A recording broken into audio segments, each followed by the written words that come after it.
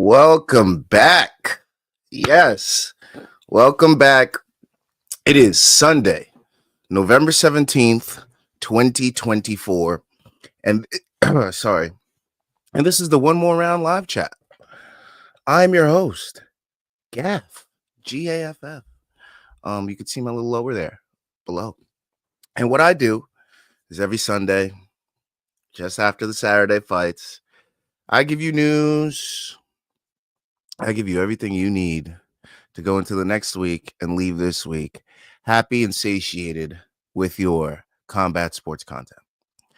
Again, my name is Gav. I run this channel. I will give you news on MMA, boxing, all that. We will be covering UFC. We will be covering Jake Paul. We will be covering boxing. We will be covering everything in between. Please, if you haven't before, follow the socials below. Scan the QR code. That is One More Round Fights. One More Round Fights on your right. If you scan the main card minute on your left, you will scan where me and Luke do the watch-alongs on Saturdays, sometimes Friday. If you scan the QR code on your right, you'll find out where we do UFCP units, which is where we got our Charles Oliveira and our Bo Nickel decision props for this past weekend. You're welcome if you tailed. Yeah. So scan that below. Become a fan. Also follow on social media. That's where you get the parlays and all that.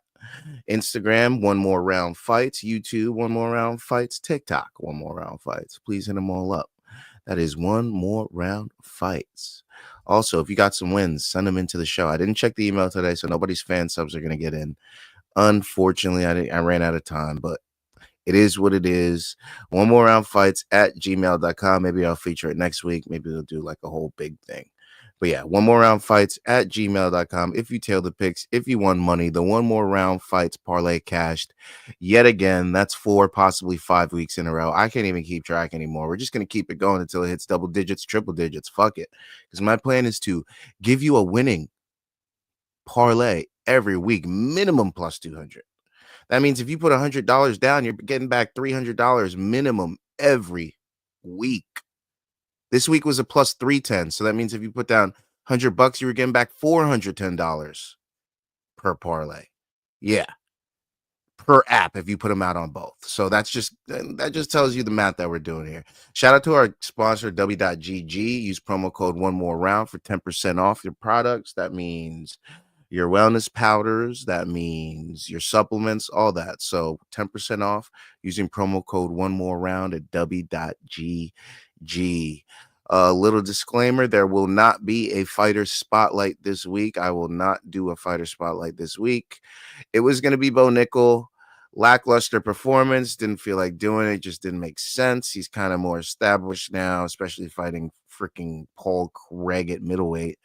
So it kind of tells you what they think of this guy now. But yeah, they didn't feel like anybody was worth doing a fighter spotlight on. I mean, Tybura and Jim Miller, vets, got big wins. Every young fighter that was supposed to do something didn't really do much besides Ramiz Brahimaj and Oban Elliott. And Ramiz Brahimaj has alternated wins and losses his entire career, so it didn't feel like I should do it on him either. So yeah, this week, no fighter spotlight of the week. No offense to anybody on the card, but nobody deserved a fighter spotlight this week, and nobody deserved that much dedicated time because that's 15 minutes of the segment. And also, we got a lot to go over today, so yeah, it just made no sense to do that. So let's get into it. Let's start off with our first topic. Also, before I get into it, I had to throw on my Tyson shirt for this. Had to do it because, the man made history. Anyways, let's get into it. Jon Jones. Jon motherfucking Bones Jones. Motherfucker Jones gets the win. TKO round 3. Now, on UFC P units, we did get a round 3 finish, and I should have bet that, but it was a round 3 sub, and that's what I bet. Unfortunately, it's a round 3 TKO. We could have won big money on that.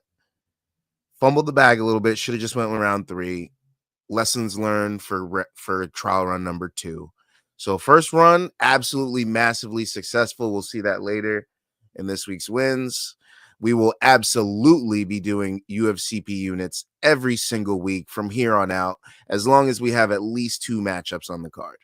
So look forward to that. Look forward to more props hitting like we did this weekend, because obviously we found a cheat code. Do not tell anybody. Keep it right here. I'll follow only this channel. Okay, so Jon Jones defeats Stipe Miocic via TKO spinning body kick. Round 3, 4 minutes and 29 seconds. Defends his heavyweight title. I'd like to say I told you so, but I think the win speaks for itself.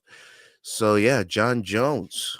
What do we do with Jon Jones? He says if the UFC gives him what he wants and they have good talks behind closed doors, he'll give the people what they want. Then they ask, what do the people want, Jon? What's the fight that they want?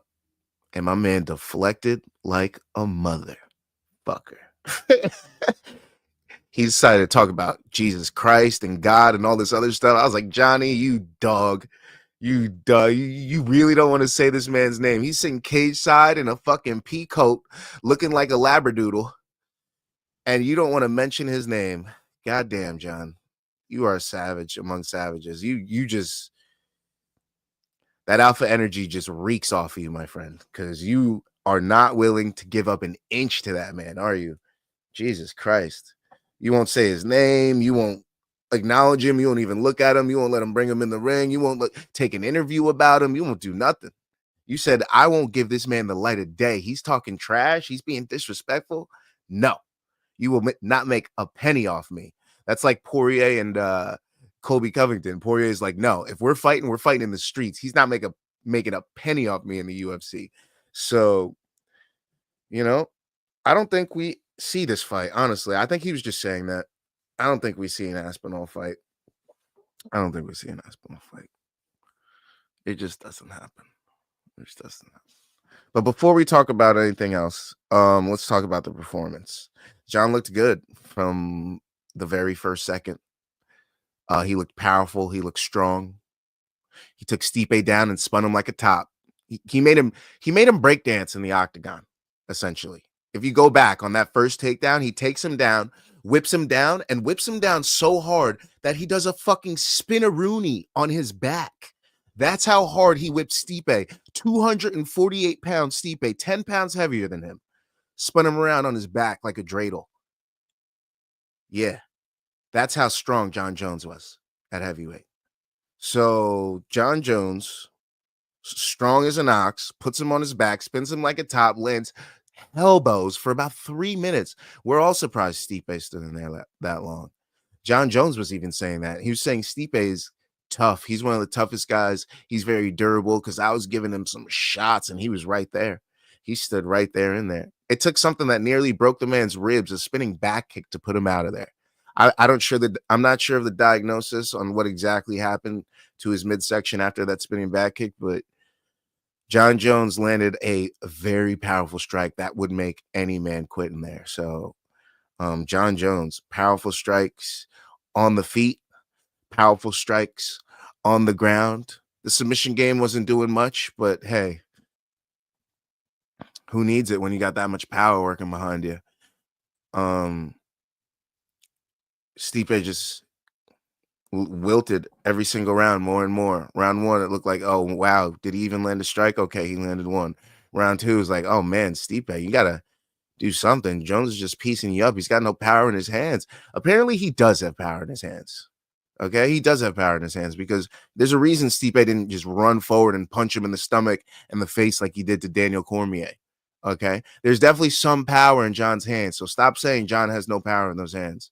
That is not an accurate statement. If he had no power in his hands, people would throw caution to the wind and just get in his face. You don't see that, do you? That's because there's some freaking elbows.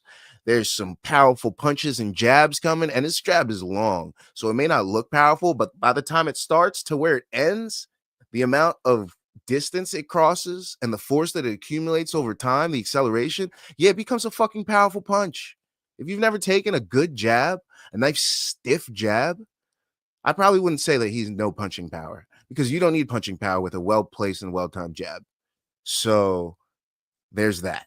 So let's put some respect on my man Jones, please. Let's stop with this punching power shit. We're talking about heavyweights here. Heavyweights. Yeah. 206 pounds and above. Rarely under 225. Yeah, so 225 and above, essentially. That's what we're talking about here. That's a lot of fucking power. Where do you think the power is coming from? From their weight. There's a reason that not a lot of flyweights have a lot of punching power. Most heavyweights will have some punching power. So Jon Jones on the feet, on the ground, a beast, gets the finish, TKO round 3. Possibly retirement after this, possibly an Alex Pereira fight after this. I don't see a Tom Aspinall fight after this, regardless of the money. I just don't see it. I see him vacating and saying what he said he was going to do, and then fighting Pereira for whatever belt Pereira has at the time. May it be 205, may it be heavyweight, may it be for a BMF title. I don't know. But Jon Jones will only be fighting for a strap next, and I don't think that next opponent will be Aspinall.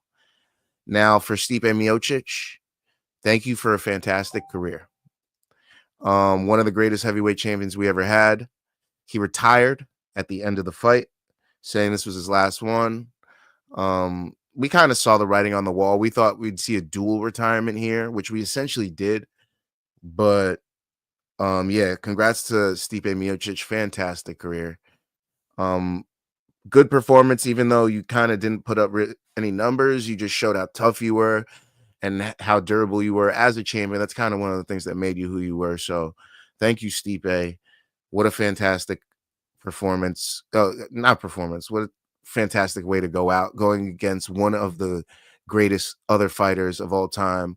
If you're going to pass away your heavyweight strap to someone and pass away your heavyweight legacy to someone, who better to take it than Jon Jones?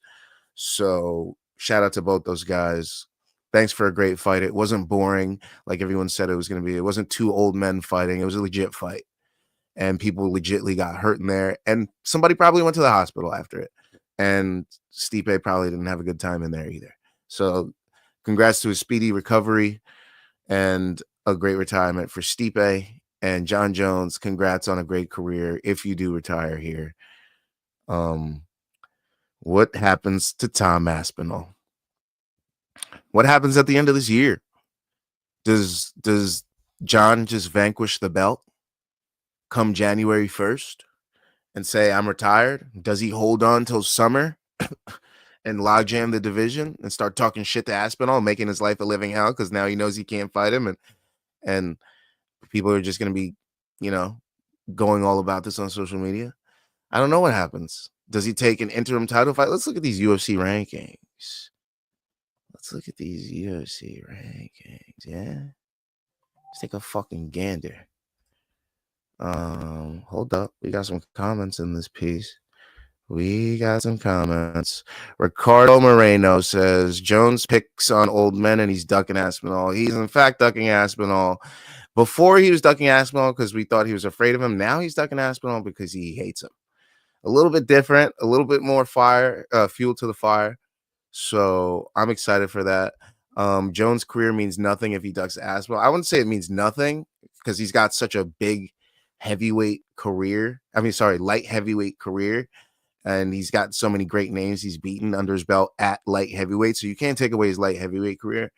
But his heavyweight career will have an asterisk. You're right about that. It will have an asterisk because there was an interim champion at the time for basically almost a year, and they just didn't fight. So, it doesn't make sense why he wouldn't fight Aspinall, other than this reason that he may have just fabricated to not fight him, that he doesn't like him and that he's being disrespectful. But yeah, Tom Aspinall is in a bit of a pickle. He's in a bit of a pickle. I subscribe and appreciate you, Ricardo. Good shit. A lot of content coming through. You already know we're gonna have some one stuff coming up, some PFL stuff coming up, UFCP units coming up. That's how we got a lot of our wins. You'll see that later in this week's wins. So thanks for coming through. Do you think Jones is secretly attracted to Aspinall? No, I don't think he's attracted to Aspinall whatsoever. I think he hates him. If you're referring to Jones and being seen in various nightclubs that may not be for heterosexual people, and you think maybe he's got a little crush on Aspinall and doesn't want to fight him. I don't know that theory. I don't know any truth to those photos either. So if that's what you say, I don't know. But there's always a possibility. I guess there's always a possibility, right? But yeah, I don't know what's gonna happen for Aspinall, man. It's tough. Jones may have been at the Diddy parties. Diddy does operate out of New York. Jones sometimes operates out of New York. He's from New York. He definitely has some circles still in New York. But he did live in Albuquerque for a long, long time.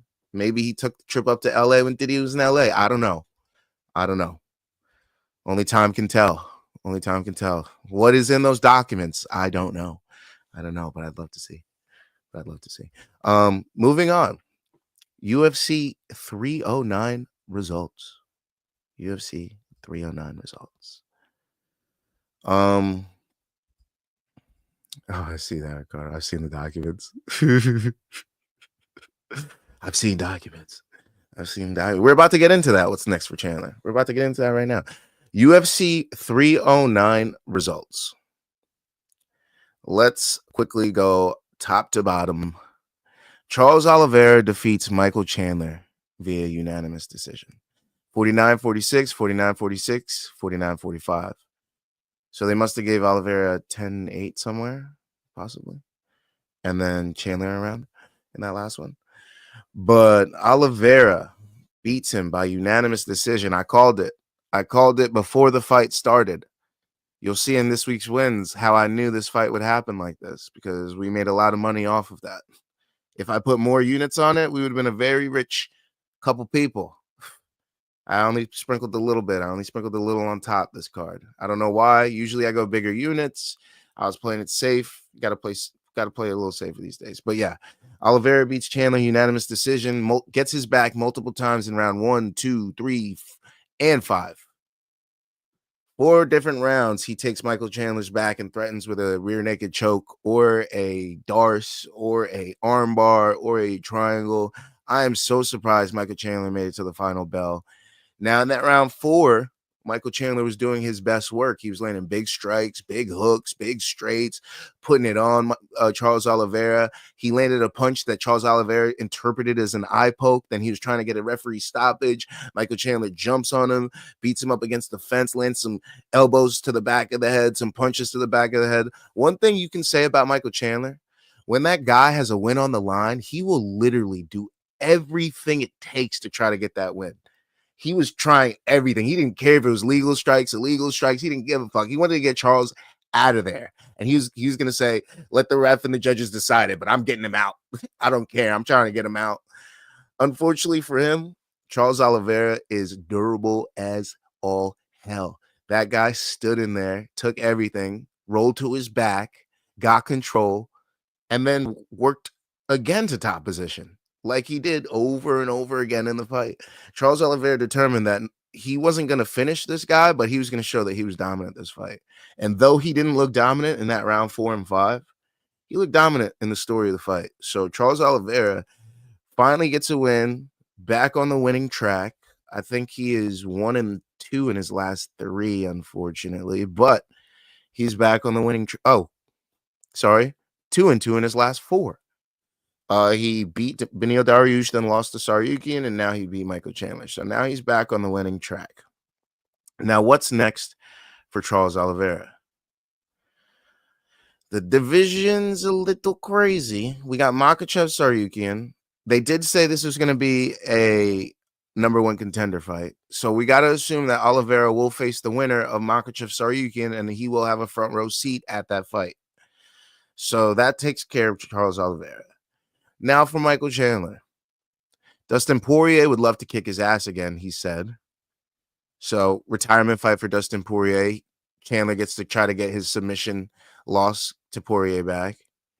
A fight with Max Holloway. He's a top 5 guy. Gets you to still keep your name in near the top 5 at least, because he's at number 7 right now. A Dan Hooker fight. I don't think Dan Hooker has a dance partner yet. And then obviously Conor McGregor. That Conor McGregor fight is still floating out there. Now I didn't check Conor's Twitter. I'm gonna go check now, but I'm pretty sure he didn't really say anything about that fight, did he? One heck of a UFC fight card tonight, folks. Whoa, that is the one thing he said. Okay, so he said that he may have said that was a good fight. Essentially, may have been saying that's a good fight. Oh wait, hold on. This might be old. He isn't too. Yeah, one heck of a UFC fight card tonight. World's creamiest. Yeah. So that's the one thing he wrote. One heck of a fight card. So it shows he was watching, and he didn't poo-poo it. He didn't talk shit. That's a good sign. So that means maybe he still wants that Chandler fight. You never know. Let's see what they're saying in the comments. If Chandler wouldn't have overthrown and got taken down, he would have won. Honestly, yeah, because he was still in those last two rounds.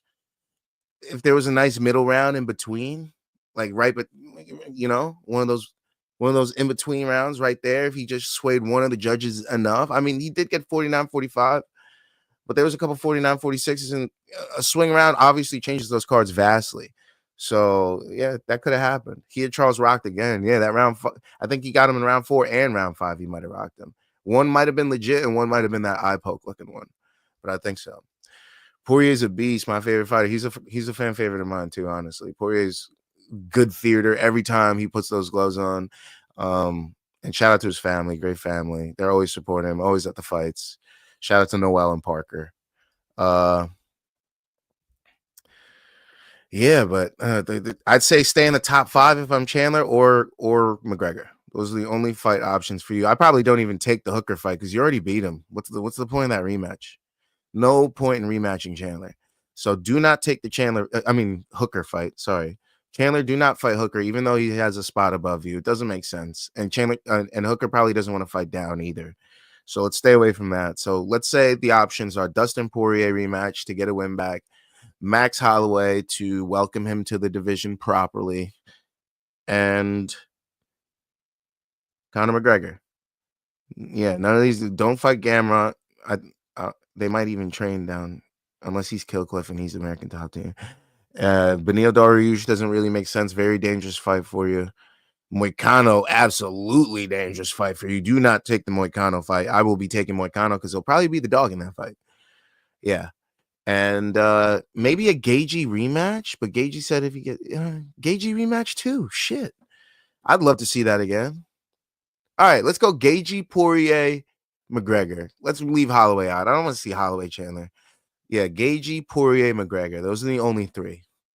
Give me 3 for Michael Chandler. Gagey, Poirier, and McGregor. Yeah.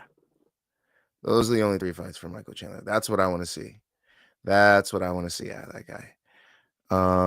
I wouldn't take Hooker right if I'm Chandler. That's dumb. Yeah, exactly. Don't take the rematch, especially since you beat him already. I think Holloway's a good one for him. Yeah, I think Holloway is good, but I feel like Holloway's going to want to take time off. And Chandler did say that he wants to stay active. He wants to fight soon at the beginning of the year. He already took enough time off in the last 2 years. So I think Holloway's taking a little time after that KO, at least 6 months. So maybe we see Holloway. They're not going to throw him out on a random card in April. So we'll see him in the summer. And we'll probably see Chandler earlier in the year rather than later. He might take an opportunity to go to Australia. Not to fight Hooker, but he might take an opportunity, take the family on vacation, get a fight going. You never know. He might want to do that. Some people like to double dip. A little business, a little pleasure. Feel me? I was one of those people. Drew Dober versus Chandler for fun. Okay. Battle of the chins, battle of the chiseled jaws, battle of the blockheads. That would be a good fight. I like that. Somebody's getting hurt and somebody's getting a big right hand. A big right hand is absolutely going to be the highlight of that fight because these boys are going to stand and trade for sure. They both throw the similar, very wide base right hand right down the pipe. So I could see that happening. Probably International Fight Week for Holloway. Yeah, that would make the most sense for him. I could see him International Fight Week. So yeah, that's the only thing that makes sense. Trot him out around there, or on the undercard of a McGregor card if McGregor, does a fight week card or a summer card as well. So that would make a lot of sense there. Yeah, so those are the 2 fights for those fighters. Oliveira's fighting for the title next. Michael Chandler got those 3. Gaethje, Poirier, McGregor. Moving on to down the card, we had Bo Nickel defeating Paul Craig unanimously, 30-27, 30-27, 30-27. I also called that this fight would go the distance. Easy money. I was so distraught by Karine Silva losing by decision that I forgot to put in my over 1.5, over 2.5, and decision bets for that fight. But I did cash on Bo Nickel points, so we did make some money there. You'll see that later in this week's wins. But yeah, Bo Nickel gets a unanimous decision win. Didn't look that great. Paul Craig probably took round 1, but Nickel stuck to his gun, stuck to his game plan, landed a clean jab, landed the more powerful strikes, pushed him back, used his ring generalship, got the win. Bo Nickel is looking good, but I think he should really slow his roll calling out people like Hamzat.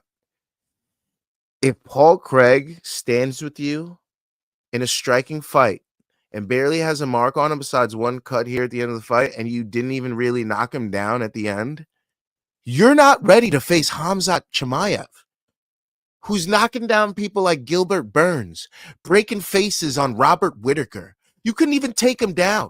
Okay, please stop the Hamzat talk. Please stop calling out Hamzat. We're going to save that fight for the future. Maybe talk about it in an interview or two, but we're going to need to stop saying, I think I could beat him. Not yet, my guy. Slow the roll. You didn't even take down Paul Craig. Paul Craig fought a fantastic fight, I must say. Scott did what he needed to do out there, but didn't get the last judges, any of the judges' scorecards. 30-27 is crazy. I thought he was going to get a 29-28 because I think we all thought Craig won round 1, but what can you do? So that's the life we're living sometimes. So Bo Nickel gets a unanimous decision win.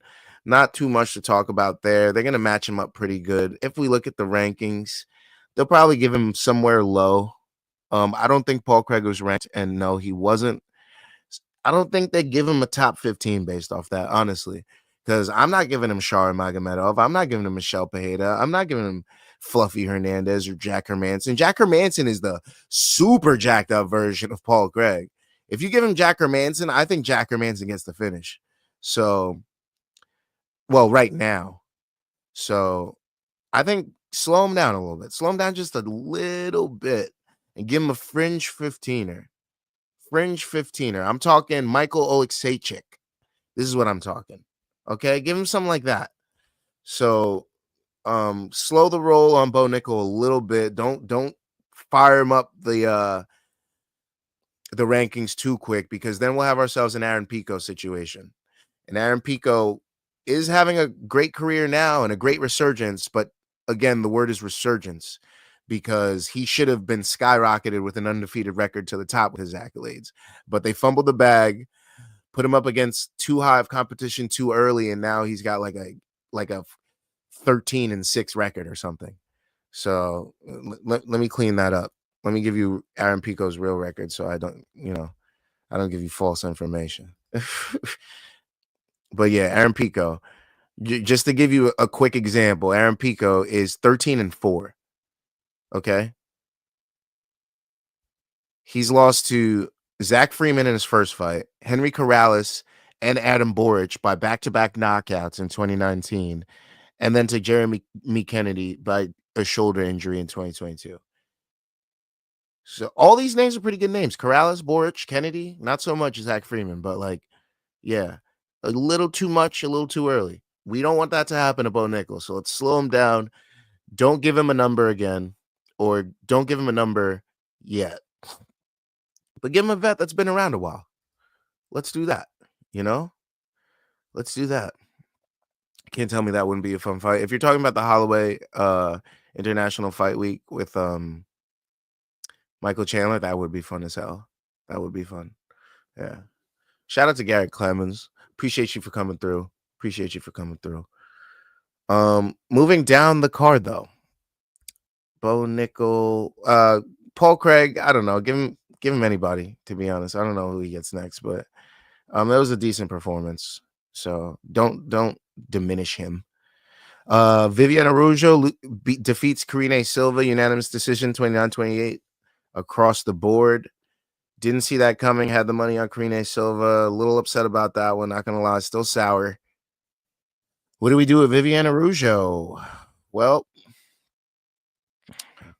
she was number 9, and Karine Silva was number 11.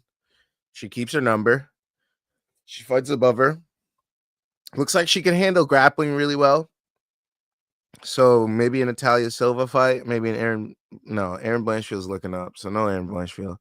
So maybe Natalia Silva, maybe Jessica Andrade fight, maybe Caitlin Sermonara, formerly known as Chukagian, Amanda Ribas.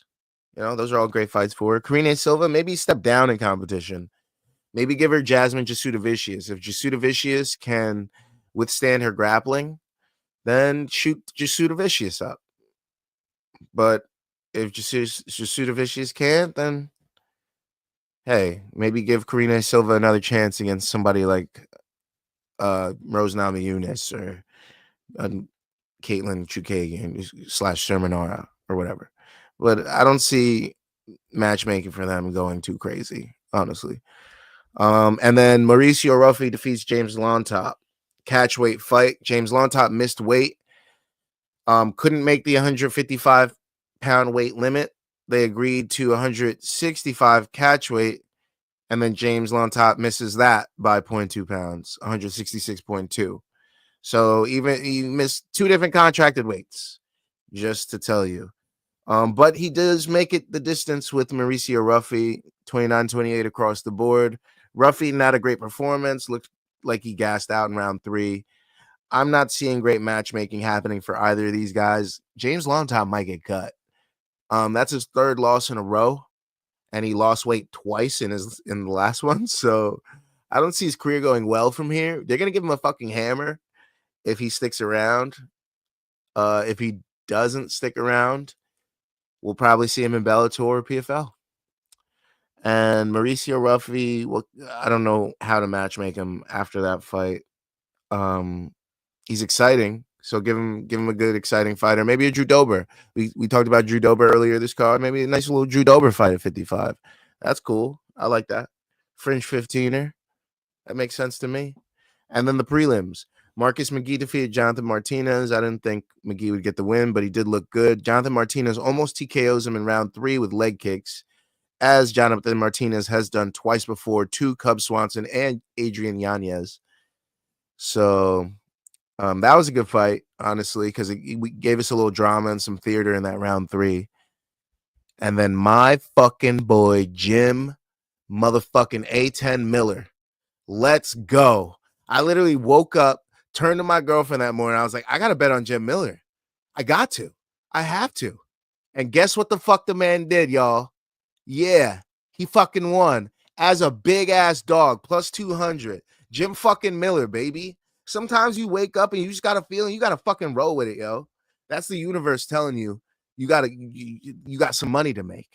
So shout out to Jim Miller. He defeats Damon Jackson via submission, guillotine choke, round 1, 2 minutes and 44 seconds in. Easiest money of my life. It was all a dream. Thank you. Jim Miller, what a guy. Submission didn't even make me sweat it at all. I thought I was going to get a Jim Miller decision or TKO. That boy was like, nah, I got you. I'm going to yank this boy's neck. And it's about to be quick money. Check your account. I'm like, oh, damn, Jim Miller, let's go.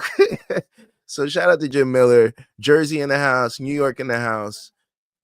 We were winning all card.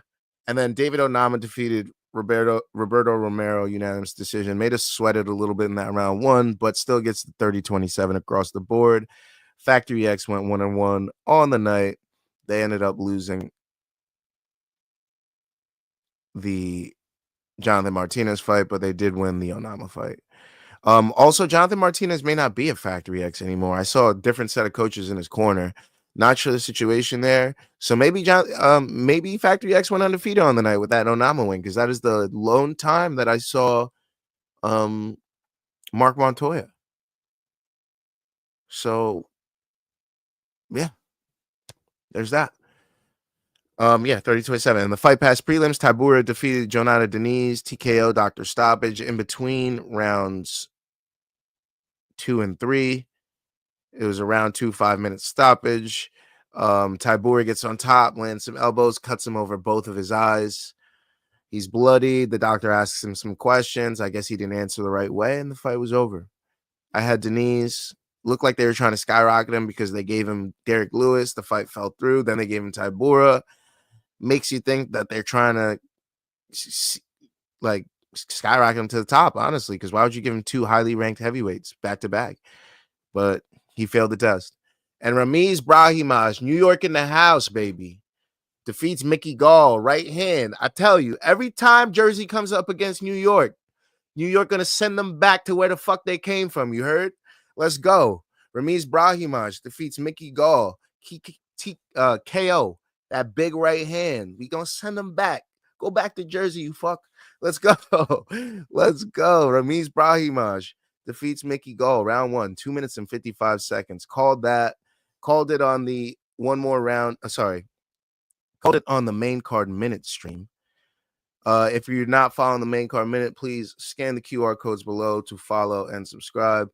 But we called it on the main card minute. Lots of people made it in the chat. Called it Ramiz Brahimaj TKO. Cashed it early in round 1. Called Ramiz Brahimaj as a dog. Cashed it early. So, I just like to make people money. As long as I'm making money, I like to share the wealth. That's what I do. So let's get this paper, y'all. Let's get this paper. Ramiz Brahimaj. And then Oban Elliott defeated Basel Hafez KO by punches, round 3, 40 seconds in. Oban Elliott called that too. He was a -300 favorite, so no surprise there. And Eduarda Mora defeats Veronica Hardy via unanimous decision. She was the dog, became the favorite. Instant for me. That tells me to take the person that just went favorite. So Eduardo Mora wins. That completes my coverage of the UFC 309 results. Yeah. Let's move on to some boxing. That's right. 45 minutes on MMA, the rest on boxing and wins. That's how I like to do it. A little light, little dabble. Little dabble of boxing. But we got to talk about it because I got the shirt on. You already see it. Paul versus Tyson. I was not as disappointed as I thought I would be. I thought at the end of this fight, I'd be sad, disappointed, disgusted with capitalism, mad at Jake Paul, mad at Mike Tyson, mad at their teams, mad at Rafael Cordero for training him. I thought I was going to be all these things, and I was none of them at the end of this. At the end of this, I was thankful to Jake Paul. I was proud of Mike Tyson. I was pleasantly surprised at a decent Netflix event, but I was disappointed in Netflix's player. Netflix, you were not ready to handle that many people live. I'm letting you know right now. If you do this again, you got to figure that out because a lot of people were bouncing out of their streams, having to go back in, being 20 seconds behind, being 40 seconds behind. It was very, very tough for me and Luke to sync up during our stream. So Netflix, you got to figure out that live stuff. This is not your first run. Didn't you do a roast or some other shit a few months back? I know not as popular as a boxing fight with millions of people watching at once, but we got to figure it out. I don't know if it's more servers. I don't know what it is. Just figure it out because that was not cool. Not a lot of people got to view that seamlessly, me being one of them. So besides that, it was a great night of fights. Jake Paul and Mike Tyson go the distance. All 8 rounds, all 8 2-minute rounds. Mike Tyson looked really good early, putting the hands on Jake, had the more powerful strike seemingly, and was pushing Jake back early in the fight. He was looking vintage Mike Tyson at one point where we were like, oh my God, is he about to take Jake Paul out? Are we about to watch Jake Paul lose again? Possibly get KO'd by a great? But youth was on Jake Paul's side. And by the end of that fight, he was just using his jab, pushing Mike back. And it looked like Mike was just trying to survive and get a moral victory at the end. And it was a moral victory for all of us, honestly, because Mike withstood his shots, stood in there with a fighter that has knocked out a BKFC champion. a former UFC champion, a former Bellator champion, a former NBA champion.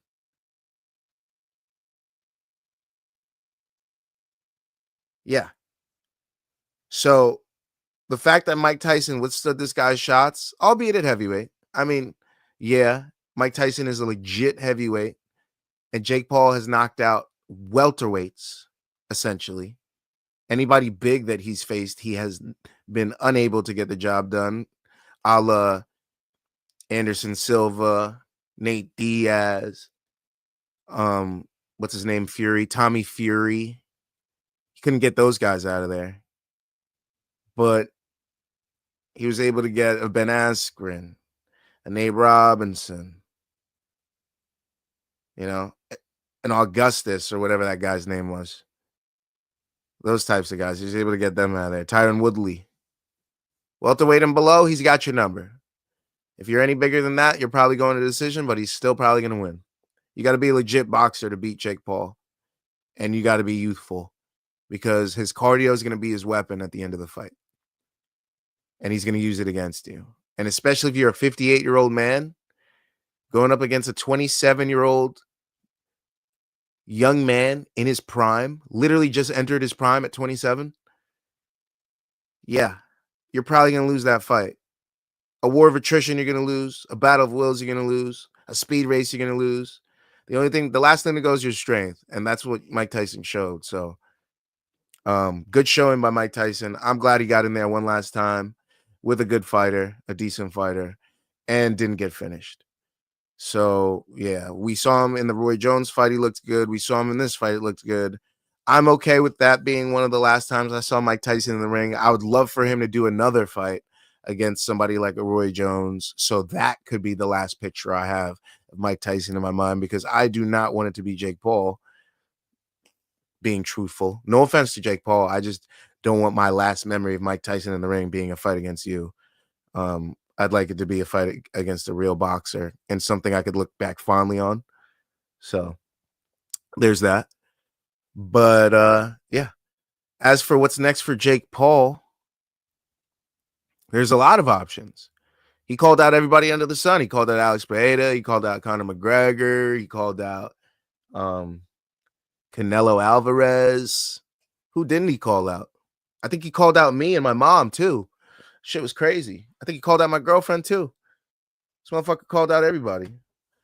But Jake Paul, the world's his oyster at this point. He's got to win over Mike Tyson. He's got to win over Nate Diaz. He's got to win over Ben Askren, Tyron Woodley, Mike Perry, another welterweight. He's got to win over a lot of good names. A resume like that should get him a nice, decent fight. Maybe against a legit boxer. I know Andre Ward was wringing his hands together. And Andre Ward was like, I think I could come back for a fight against Jake Paul. He couldn't finish Tyson. Damn sure can't finish me. So Andre Ward is also an option on the table. Lots of options on the table. I don't know, man. But yeah, Jake Paul. At least he's keeping us entertained and giving us something to watch on a Friday night. And thank God for that. The man's a businessman, and you can't think that he was ever going to lose this fight. Which is why I never put my Tyson bet in, even though I couldn't bet on it here in New York. But yeah, Jake Paul. Money always goes on Jake Paul for me. I just couldn't this fight. Literally, physically couldn't. Shout out to DraftKings. But anyways, that does it for my coverage of Paul and Tyson. Let's go lower on the card. We got Taylor versus Serrano. Dose 2. Taylor versus Serrano 2. Now, I don't know how you guys had this scored. But for me, I thought Serrano was easily winning this fight. Now, full disclaimer, I don't know shit about boxing, okay? But I feel like even I knew that Serrano was landing better, and controlling the center of the ring and pushing Taylor back for most of those rounds.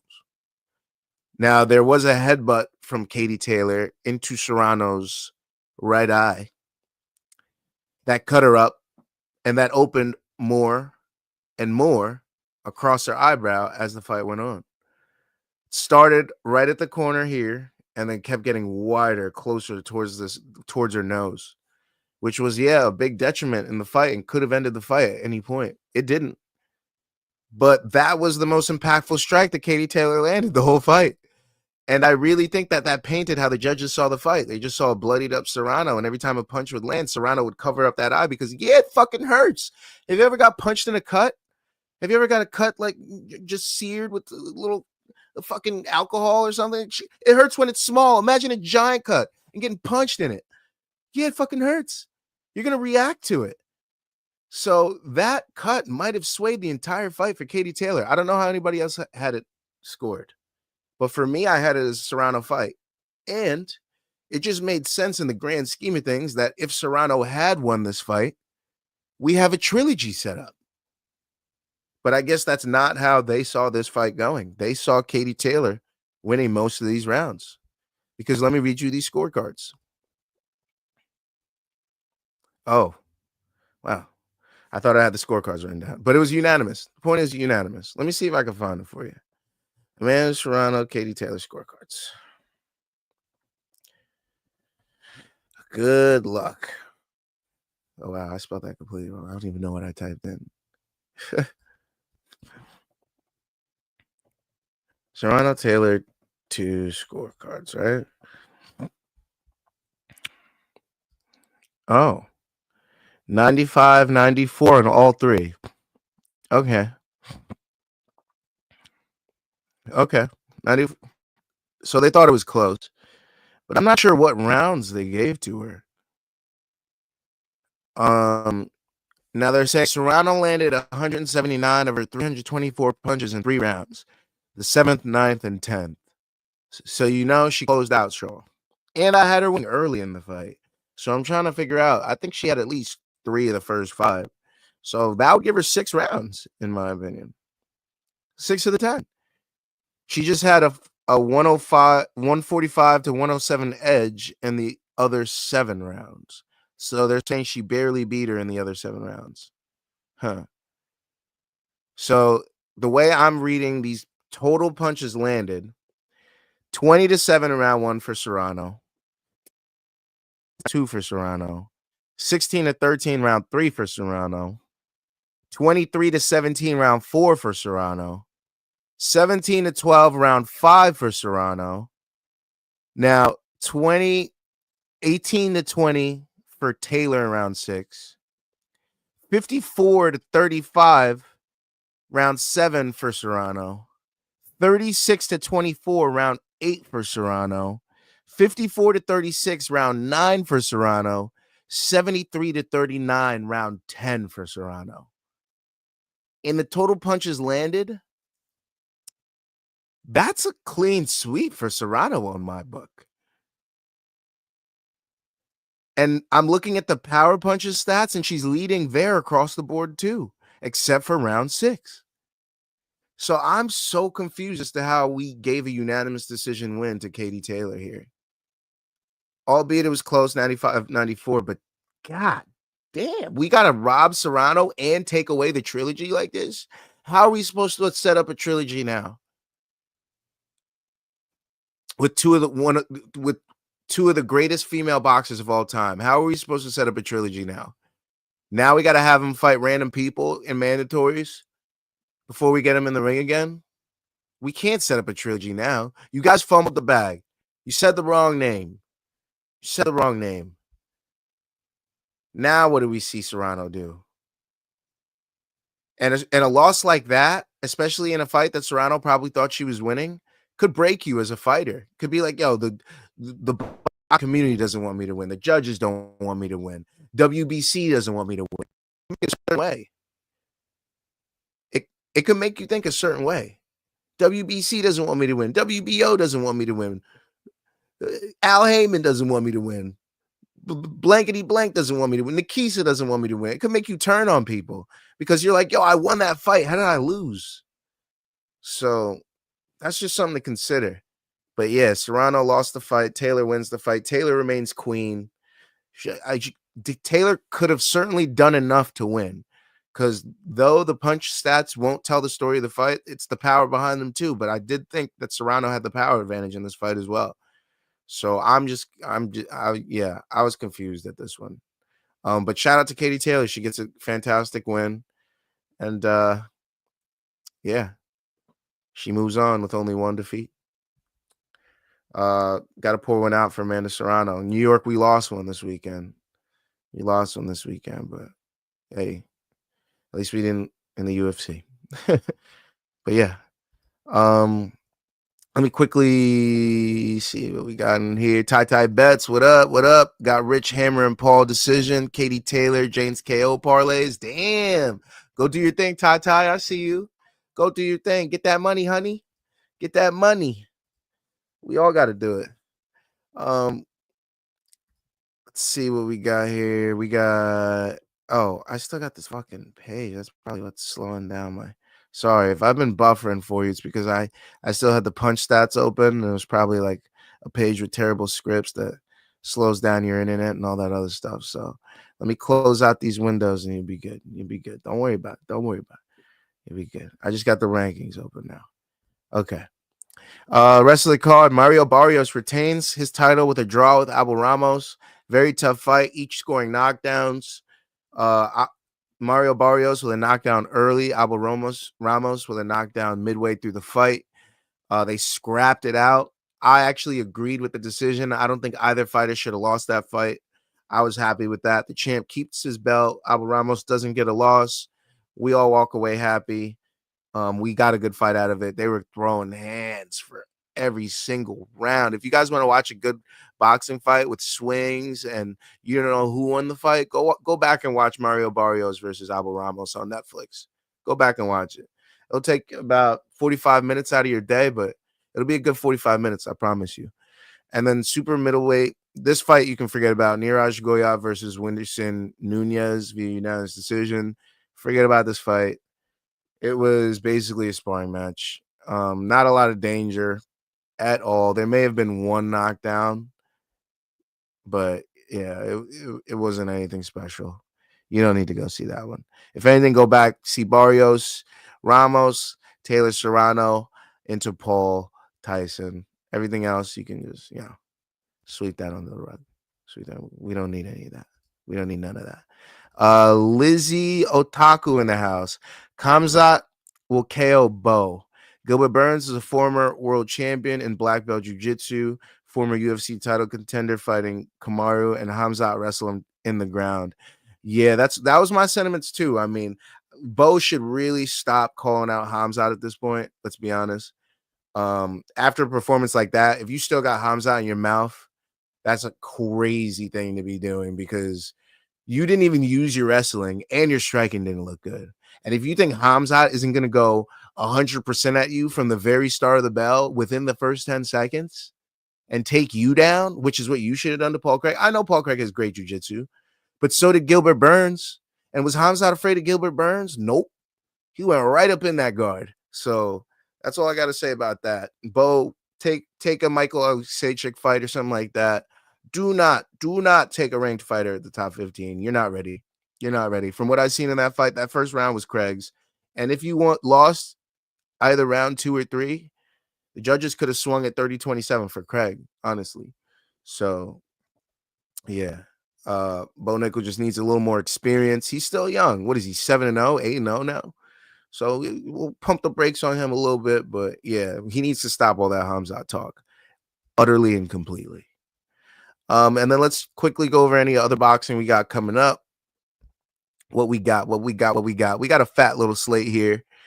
All in December. I don't think we got any big November cards left, but we got December 7th, Phoenix, Arizona on ESPN and ESPN Plus. Emmanuel Navarrete versus Oscar Valdez. 12 rounds for Navarrete's WBO junior lightweight title. December 21st in Riyadh, Saudi Arabia. We got the DAZN pay-per-view. Alexander Usyk versus Tyson Fury, 12 rounds for Usyk's undisputed heavyweight championship. And Christmas Eve in Tokyo, December 24th, we got Naoya Inoue versus Sam Goodman, 12 rounds for Inoue's undisputed junior featherweight championship. That's what we got left on the boxing slate. And this is now time. We're an hour in to our favorite fucking segment of the week, baby. You already know what time it is. That's right.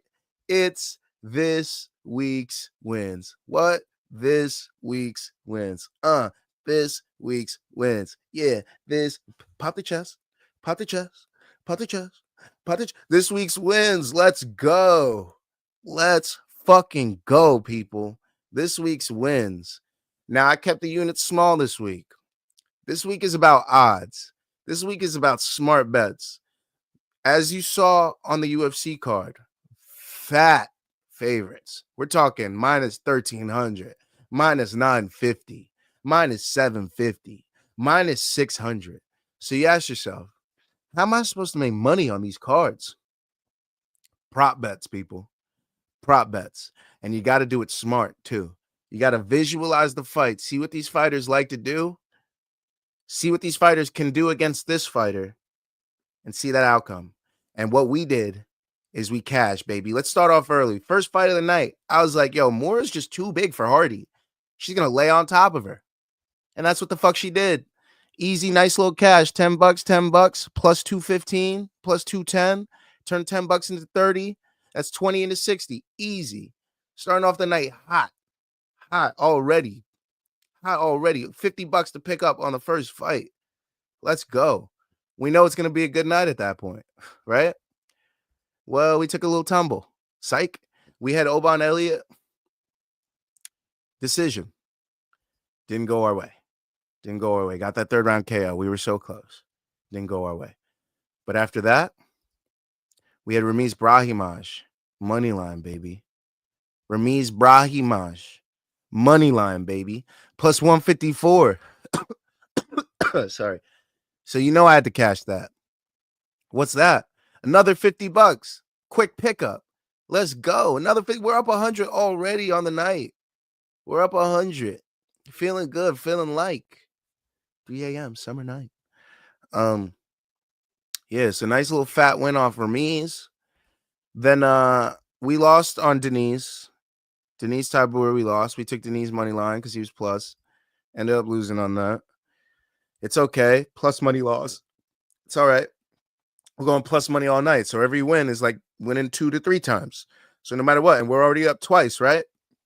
So what I do, I say Onama, unproven guy, but coming in, he's going to be tough probably. This is kind of like the Cameron Smotherman fight, right? So I'm like, this guy's going to be tough. He's going to hang in there. You know what? Onama points. Boom. Onama points. Easy cash. Another $50 getting picked up. Another $60. My bad. $60 getting picked up this time. Yeah, the money just keeps growing. The money just keeps on growing. Yes, look at these units. Plus 275, plus 290. We're tripling our money.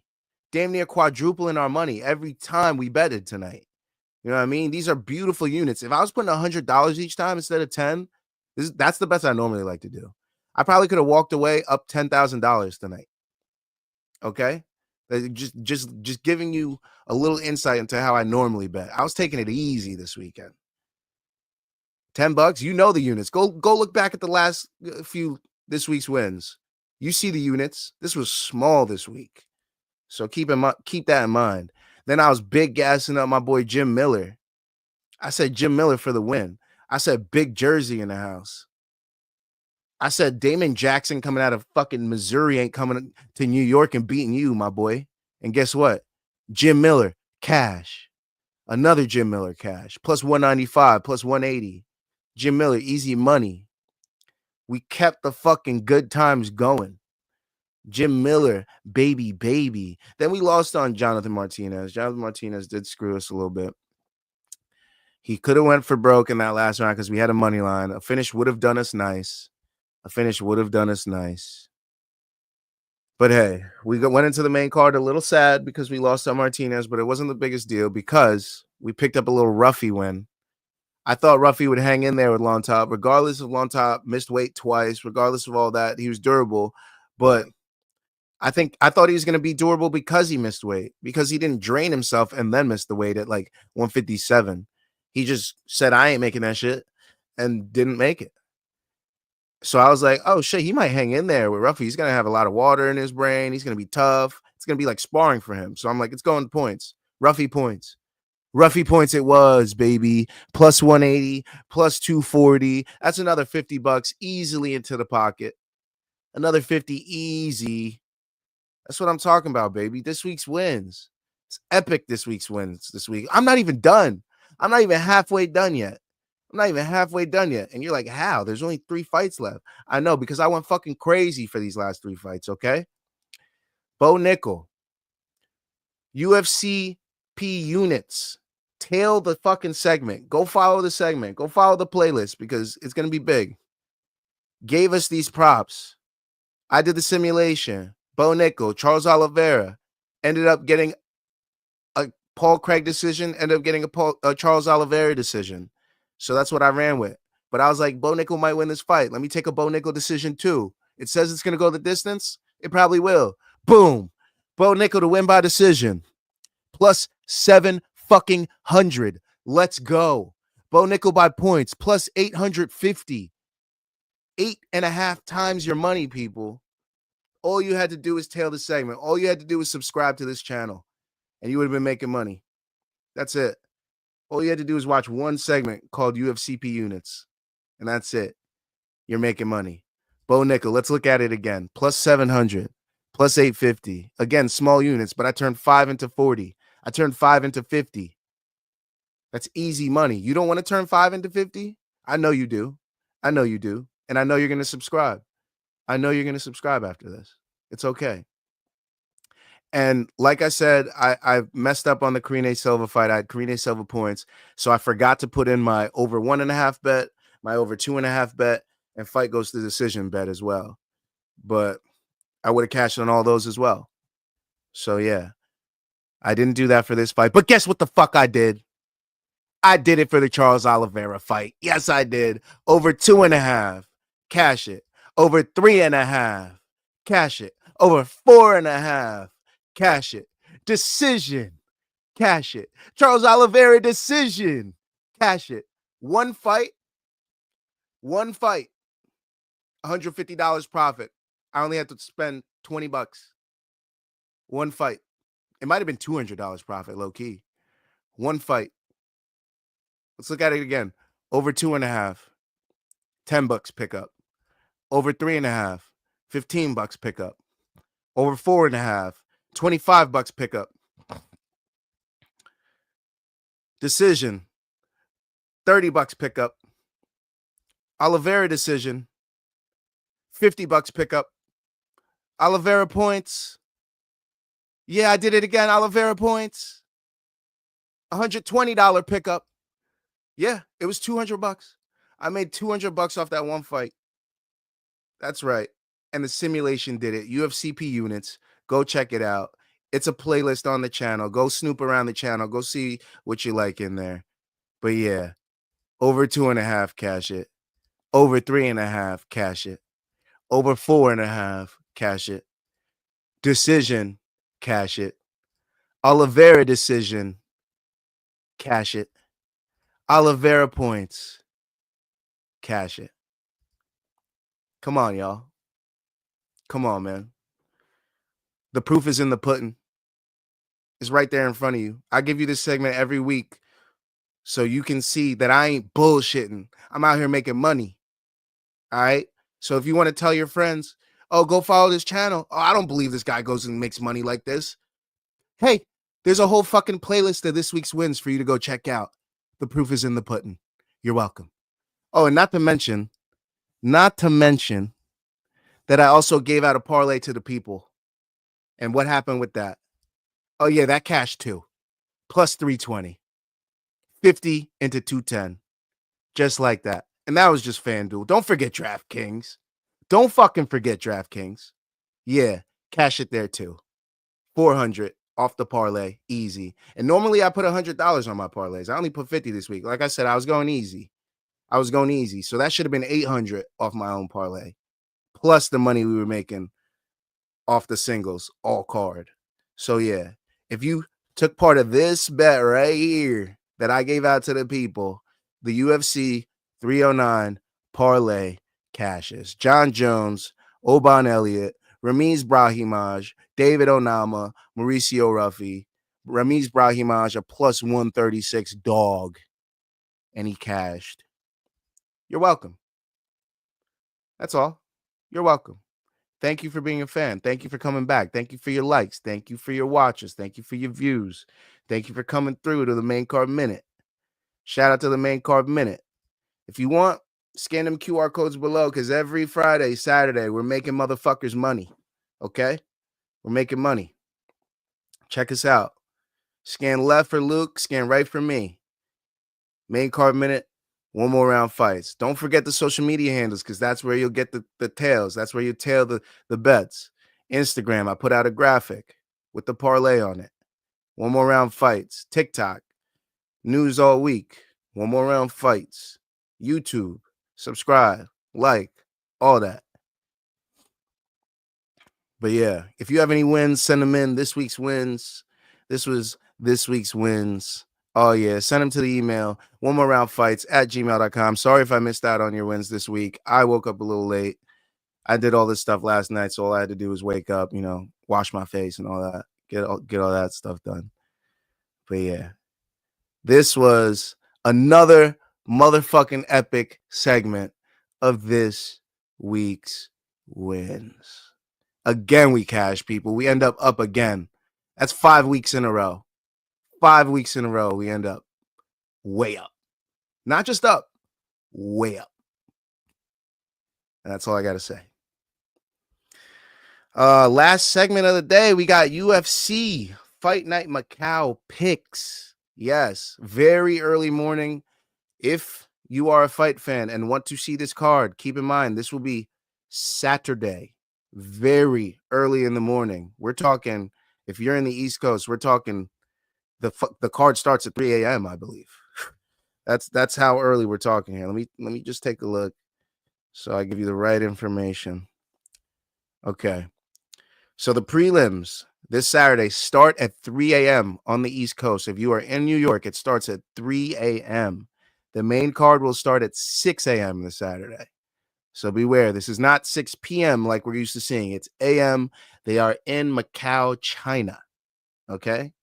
Now, I don't know a lot about a lot of people on this card, so this segment's going to be real quick. I'm going to get you out in about 5 minutes before, so you guys can go make your football bets, go make your next bets for UFC next week, whatever you got to do. I don't know how early you like to do it, right? But Fight Night Macau. We're going to forego the prelims completely and the first fight on the main card. We got Ozdemir Olberg. You know I got to go with Olberg here. Look for Olberg to get the KO. Ozdemir likes to trade, and he has shown that he has the chin to take something here and there, but he's old, and he's facing a Carlos Olberg with some dynamite in his hands, okay? Johnny Walker is not Carlos Olberg. Carlos Olberg trains with some of the best people at kickboxing, so watch out for that. I would take Carlos Olberg in that fight. Wang Kong, big Wang in the house. Do not bet against Wang Kong. Wang Kong should be in all your parlays. I'm letting you know right now. Wang Kong in every parlay. Gabriela Fernandez is going to get finished by Wang Kong, more than likely. Don't look at the over 2.5 in this fight just because it's a girl fight like it's juicy. It's not juicy. Wang Kong got some dynamite in those hands, okay? I think she has wins over Valentina Shevchenko in kickboxing, okay? Yeah, that's my insider tip for you. Song Kanan, Muslim Salikov. I think Muslim Salikov could pull out a win here. I don't know. I think he could. Song Kanan, really good everywhere. But I think Muslim Salikov, he may gas late, but I think he can get it done. He might even finish him. And then Yan Janan, Tabitha Rishi. We're always going with Baby Shark, baby. We're always going with Baby Shark all day. Baby Shark. Tabitha Ricci for the win. And then I know Peter Yan is the favorite. Oh, no, actually, I think Davison Figueiredo is the favorite, right? Let me take a look. Let me take a quick look before I give you any pick. You know I hate giving out false information. You know I hate that. Figueiredo plus 225. Peter Yan minus 278 at this date and time right now. I think the move would be to take Davison Figueiredo. They are skyrocketing him. Peter Yan coming off losses. One win over Song Yadong, but 3 straight losses to all former champions, albeit, but 3 straight losses. I think Figueiredo could be a bantamweight champion. I think he could be the next champion that Peter Yan loses to. Don't forget that Peter Yan can be wrestled and controlled. Davison Figueiredo's style is to wrestle and control. And he has really good jiu-jitsu, and he could keep you on your back. He's done that time and time again. Marlon Vera, Rob Font. So just saying, Davison Figueiredo is a problem. And he submitted Cody Garbrandt. Okay. That style favors to beat Yan. Marab did it. Aljamain Sterling did it twice. Magomedov did it. A wrestling style can beat Peter Yan. So plus 225, Davison Figueiredo is looking juicy for next weekend. Okay. Try to get those bets in now before it dips under plus 200. Because Davison Figueiredo is probably a good bet for next weekend, especially at plus money. Any other picks I got for you on that card? I wrote a couple down. Yeah, Tabitha Ricci, Wayne Khan, Carlos Ulberg. But yeah, Davison Figueiredo is my sneaky pick of the week for you guys. But besides that, I think that's it for me, folks. That'll do it for my stream today. That'll do it. Sponsors, hit me up. I like products, you know. I like CBD, THC, food, fucking memberships. I don't give a shit. Give me some free shit. I want some free shit. Hit me up. Shout out to our sponsor, W.GG. Use promo code one more round for 10% off. One more round, 10% off.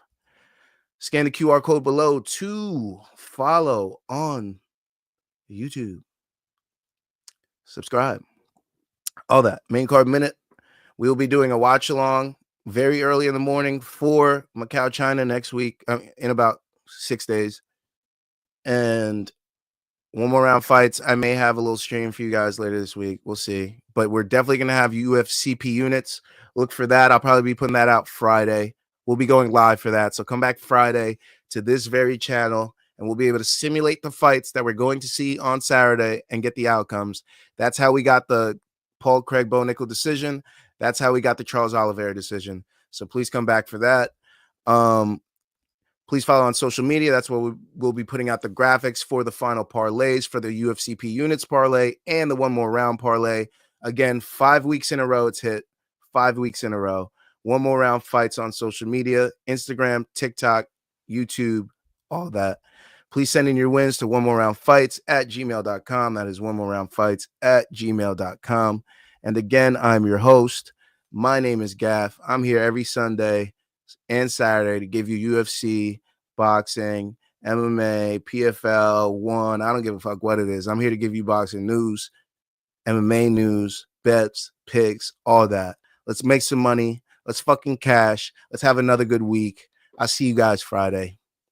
Peace.